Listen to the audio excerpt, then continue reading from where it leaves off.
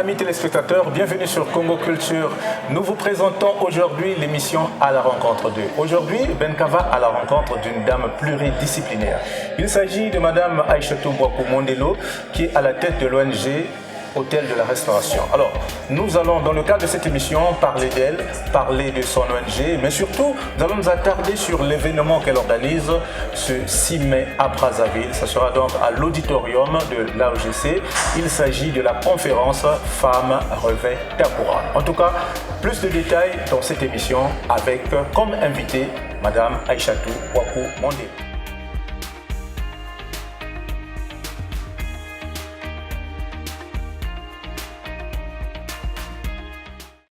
Alors, Madame Aïchatou, bonjour. Bonjour, Monsieur Benka. Comment vous allez? Je vais très bien, merci. Dans la fièvre de la préparation de la conférence, bien sûr. Oui. Et comment ça avance déjà? Ça se passe très bien. Ça se passe très bien. Alors, nous allons commencer cette émission par votre présentation. S'il vous était demandé de vous présenter, qui est Madame Aïchatou Bouakou Mondelo? Bonjour, je suis Aïchatou Dibrilia Bopaka, épouse Bouakou Mondelo. Je suis présidente de l'ONG Hôtel de la Restauration, promotrice de la conférence Femmes revêt ta couronne en sigle COFEREC. Je suis également conseillère en relations d'aide, interprète, traductrice, écrivaine, éditrice, défenseur des droits des femmes et des enfants victimes de violences basées sur le genre. Alors, Madame Aïchatou, avec toutes ces casquettes que vous venez de nous présenter, comment est-ce que vous vous en sortez? Est-ce que c'est facile, épouse, et puis avec tout ce que vous avez comme activité? Alors, j'ai envie de dire que l'adaptation est mon maître mot. J'essaie de m'adapter à chacune de mes casquettes. Et bien évidemment, on ne peut pas être parfaite à tous les niveaux. Mais voilà, j'essaie de faire de mon mieux. C'est vraiment le modèle de la femme moderne qui se bat. Et je pense que c'est un exemple à imiter. Alors, nous allons parler maintenant de l'ONG Hôtel de la Restauration. C'est depuis quand déjà que l'ONG existe? Quels sont les objectifs que l'ONG s'est fixés? Et est-ce que vous êtes sûr de les avoir atteints? Parce que c'est un grand projet. Voilà. Merci beaucoup pour la question, Monsieur Benka. Alors, l'ONG Hôtel de la Restauration est née de l'histoire de sa présidente, que je suis. De par les violences sexuelles que j'ai subies pendant mon enfance, de l'âge de 4 ans jusqu'à 11 ans. C'est de là, en fait, qu'est venu, c'est de là que provient l'histoire de l'ONG Hôtel de la Restauration. Parce qu'il faut dire que ces violences sexuelles avaient détruit non seulement mon corps, mais également mon âme et mon esprit. Et en grandissant, déjà, j'ai grandi dans le déni. Il s'est passé énormément de choses par la suite. Mais on va dire que j'évoluais, je grandissais dans ma chair, mais mon âme et mon esprit étaient morts à l'intérieur de moi. Et à un moment donné, il a fallu que je me rende à l'évidence que ça n'allait pas et que je prenne la décision de guérir des blessures de mon enfance afin justement de parvenir à mon épanouissement parce que j'avais du mal à me trouver. Les personnes qui me connaissent Depuis tout petite pas depuis tout petite spécialement, mais les personnes qui m'ont connue à l'époque où je tenais mon institut de beauté pourront témoigner que je touchais à tout. J'avais un institut de beauté, donc je faisais coiffure, maquillage, tout ça, esthétique. En même temps, j'étais dans la décoration d'intérieur. En même temps, j'étais dans la cosmétologie. J'étais dans énormément de choses, je faisais beaucoup de choses. C'est pas mauvais en soi, d'accord? Mais sauf que moi, je me cherchais. Je cherchais ma voie. Et je ne l'avais pas encore trouvée. Et à quel moment c'est arrivé? Alors, cela est arrivé un matin de janvier 2020, lorsque je me suis mise à me poser des questions existentielles. Parce qu'il faut dire qu'à ce moment-là, je n'aimais pas ce qu'était ma vie. Je n'étais pas épanouie. Et il faut dire que les violences sexuelles que j'avais subies dans mon enfance ressurgissaient. J'avais des flashbacks. J'avais beaucoup de douleurs intérieures, beaucoup de souffrances intérieures qui ressurgissaient à ce moment-là. Et j'avais besoin des réponses à mes questions. Mais ces réponses-là, je ne les avais pas autour de moi. Et c'est ainsi que je me suis lancée dans l'éditothérapie. Parce que moi, ma thérapie, elle s'est faite au travers de l'écriture. Et c'est là que j'ai pris mon ordinateur un matin de janvier 2020 et j'ai commencé à écrire l'histoire de ma vie, mais sans savoir en fait que 18 mois plus tard, il s'agirait d'un livre. Non plus juste des premiers jets que je tapais sur mon ordinateur, mais de mon premier livre, qui est un livre autobiographique intitulé « Le puzzle de la restauration ». Le puzzle de la restauration, aujourd'hui on parle de puzzle de la restauration tome 1 et tome 2. Voilà. Mais avant, c'était vraiment les premiers jets. Les premiers jets, c'était vraiment les souffrances, les douleurs que j'avais subies. Il y avait beaucoup d'amertume, beaucoup de colère, beaucoup de haine, beaucoup de souffrance que j'exprimais à travers mes mots. On va dire que j'exprimais mes mots M-A-U-X à travers des mots M-O-T-S. Voilà, exactement. Donc c'est ainsi que, chemin faisant, dans ce processus de guérison-là, parce que j'ai envie de souligner ici que la première étape à franchir lorsqu'on est blessé, lorsqu'on est détruit de l'intérieur et qu'on veut parvenir à la guérison intérieure, c'est d'abord la prise de conscience. Parce que plusieurs personnes sont mal, mais ne l'admettent pas déjà en elles-mêmes. Et si vous n'admettez pas que vous êtes mal et que vous avez besoin d'aide, que ça ne va pas, que vous voulez un changement et que vous en preniez la décision, rien ne se fera. Parce que tout simplement, vous n'avez pas encore pris conscience de votre état de santé intérieur. Et donc ça, c'est un effort personnel. Oui, parce que vous savez, M. Benka, aujourd'hui, l'on prend beaucoup de temps, l'on parle beaucoup on va dire de santé physique. Ça, tout le monde sait qu'on doit aller à l'hôpital. Lorsque je ne me sens pas bien, certaines personnes même font de l'automédication lorsqu'ils ne se sont pas bien. Forcément, ça doit être le palu. Donc, on s'empresse de se rendre à la pharmacie pour prendre des médicaments de palu, pour prendre un traitement de palu, ou encore on va chez le médecin, tout simplement. C'est pas mauvais, c'est très bien en soi. Mais j'aimerais ici souligner le fait que l'homme est tridimensionnel. Nous avons le corps, l'âme et l'esprit. Et de la manière dont l'on prend soin de son corps, de sa chair, donc de sa santé physique, c'est de la même manière que l'on devrait prendre soin de notre santé émotionnelle, j'ai envie de dire santé animique, voilà, concernant notre âme et de notre santé spirituelle. Parce que l'homme a 3 dimensions. Imaginez alors qu'une personne ne soit pas consciente des 3 dimensions de son être et ne prenne soin que de son corps, ne prenne soin que de sa chair. On se retrouve ainsi. Voilà, on se retrouve ainsi aujourd'hui, M. Benka, avec des adultes dans leur chair, mais qui sont restés au niveau, à l'étape d'enfant intérieur, dans leur âme, dans leurs esprits, parce que ces dimensions-là n'ont malheureusement pas eu le temps de croître avec la chair. Ce qui justifie des actions disproportionnées par rapport à l'âge de la personne. Exactement. Exactement. Et de là jusqu'à l'ONG Hôtel de la Restauration, ça a été un appel que vous avez fait à d'autres personnes ou vous êtes dit, tiens, je me mets là, je parle et puis ceux qui sont d'accord me suivent, tout simplement? Alors non, c'était vraiment pas parti déjà de l'idée que ceux qui sont d'accord me suivent, je fais ça pour être vu. Je vais dire, aujourd'hui quand on parle de coming out, on parle plus de l'homosexualité, mais moi je veux dire comment j'ai fait mon coming out en tant que ex-enfant violé, j'ai envie de dire. J'ai pris le courage de prendre sur moi et de partager mon histoire sur les réseaux sociaux. Je me rappelle, en 2021, je pense, oui, j'avais fait une vidéo sur TikTok qui a fait plus d'1 million de vues. Une vidéo où je ne parlais pas, mais j'avais fait passer une bande annonce. Il y avait des paroles en fait qui passaient et il y avait un son enfant et je faisais juste mon témoignage. Voilà. Et cette vidéo a fait le tour du monde et ça m'a donné du courage. Pourquoi? Parce que ensuite je l'ai mis sur mes réseaux sociaux, Facebook, WhatsApp et tout ça. Et par la suite, il y a eu beaucoup de retours. Beaucoup de personnes m'ont contacté, et pas que des femmes, s'il vous plaît. Ah oui. J'ai été contactée par des hommes, des femmes, de toutes parts. Et les personnes voulaient savoir comment moi j'ai fait pour m'en sortir. Quel courage j'ai eu de le faire. Pourquoi je le fais? J'ai dit, mais... Parce qu'ils sont nombreux qui vivent la même chose. J'ai dit, mais en fait, il faudrait bien que la minorité paie le prix pour la majorité. Aujourd'hui, lorsqu'on parle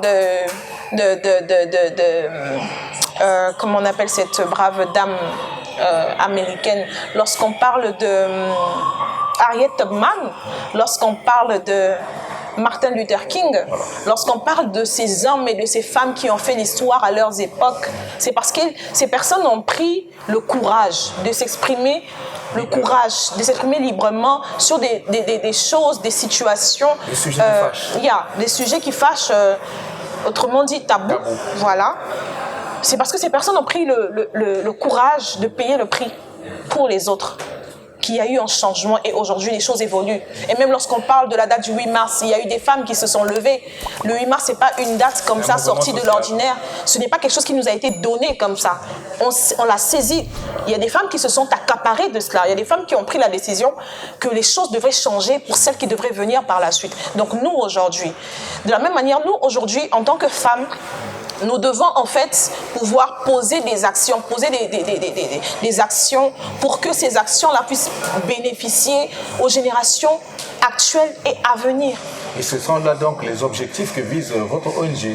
Oui, alors en parlant d'objectifs de l'ONG, l'ONG Hôtel de la Restauration a pour objectif global l'autonomisation psychologique et émotionnelle, puis celle économique et professionnelle des victimes de violences basées sur le genre. C'est vraiment un fourre-tout, hein? Oui, fourre-tout. Alors, je vais dire, pas spécialement fourre-tout, mais on va dire que notre leitmotiv, c'est vraiment la guérison des blessures intérieures, autrement dit, blessures de l'âme, pour la restauration des âmes. C'est vraiment ça. Et tout ce que nous faisons, c'est exactement. D'abord, l'autonomisation psychologique et émotionnelle des victimes de violences basées sur le genre. Ensuite, l'autonomisation économique et professionnelle des victimes de violences basées sur le genre. Parce que tout part de là. Tant que le système de pensée n'est pas changé, tant que le système de pensée reste négatif, rien ne peut se faire. Voilà. Merci beaucoup. Il faut le formater. Exactement. Il faut le formater, le retravailler, le transformer pour que les choses changent. Parce que tout part de là. Vous savez, Monsieur Benka, tant que le système de pensée ne change pas, rien ne change autour de soi. C'est impossible. Il faut déjà que l'on se mette dans une position où on se dit que ça, c'est possible. Je peux le faire, je peux y parvenir. Oui, on m'a dit depuis mon enfance, depuis ma toute petite enfance, que je suis moche, que je ne suis pas intelligente, que je n'ai pas le droit de parler en présence des gens, que je n'ai rien à apporter à la société. Mais je décide aujourd'hui que tout cela change. Je refuse en fait de subir ma vie et je décide de la vivre pleinement. Je décide de m'épanouir, je l'impose et je m'impose. Parce que je crois avoir ma place au soleil. Je crois avoir le droit de le faire. Nous allons revenir sur l'aspect édition vers la fin de notre entretien. D'accord. Mais j'aimerais bien faire le lien qu'il y a entre les objectifs de l'ONG Hôtel de la Restauration et la conférence Femmes revêt ta couronne, qui est l'actualité du jour. Parce que lorsque vous dites Femmes revêt ta couronne, je me dis, mais qui a pris cette couronne et pourquoi c'est maintenant qu'elle doit revêtir cette couronne? Alors, vous savez, Monsieur Benka, il m'a été beaucoup demandé pourquoi femme revêt ta couronne. Pourquoi pas hommes et femmes revêtez vos couronnes? Parce que tout simplement, Monsieur Benka, vous savez, nous sommes déjà en Afrique pour commencer. Et en Afrique, la femme a toujours eu le devoir, on va dire. La société a donné à la femme africaine de pouvoir porter tout le monde. La femme doit porter son époux, elle doit porter ses enfants, elle doit porter son entourage, elle doit travailler. Aujourd'hui, nous ne sommes plus au 19e siècle. Aujourd'hui, les femmes travaillent aussi au même titre que les hommes. La femme doit porter les enfants. Je parle de la gestation. La femme a plusieurs casquettes aujourd'hui. Énormément de responsabilités. On demande beaucoup à la femme. Voilà.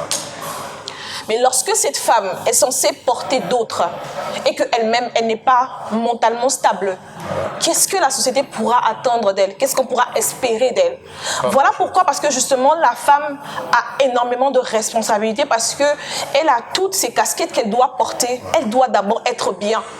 Et j'aime à dire à mes mentorés, aux personnes que j'accompagne dans le processus de guérison de leurs blessures intérieures pour la restauration de leurs âmes, qu'elles sont les personnes les plus importantes de leur vie. Je suis la personne la plus importante de ma vie. Vous êtes la personne la plus importante de votre vie. Ce qui veut dire que je dois prendre soin de moi d'abord avant de prendre soin des autres. Charité bien ordonnée. Exactement, on commence par soi-même. Je ne peux prétendre prendre soin d'autrui si moi-même je ne suis pas bien. C'est pas possible. Parce que lorsque vous-même vous avez fait le travail sur vous, lorsque vous transmettez le message aux autres, le message il passe mieux. Et le travail se fait. Très bien aussi. Parce que vous savez de quoi vous parlez, vous savez d'où vous venez.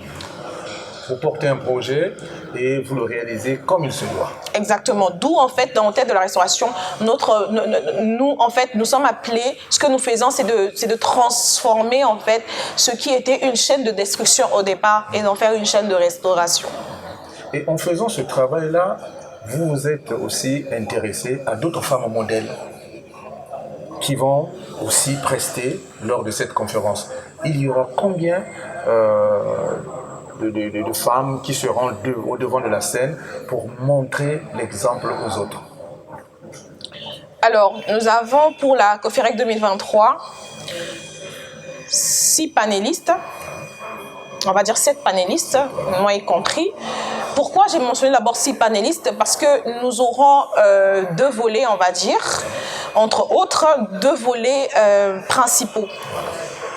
Nous avons le premier volet qui est l'atelier de guérison, qui aura lieu en matinée, que je vais personnellement présenter, animer.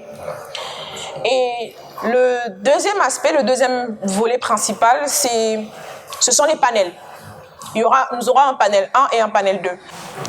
Le panel 1 statuera exclusivement sur l'autonomisation psychologique et émotionnelle des victimes de violences basées sur le genre, tandis que le panel 2 statuera exclusivement sur l'autonomisation économique et professionnelle des victimes de violences basées sur le genre.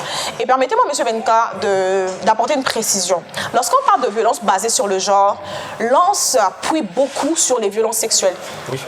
Et il y a lieu ici de préciser que les violences basées sur le genre ne concernent pas que les violences sexuelles.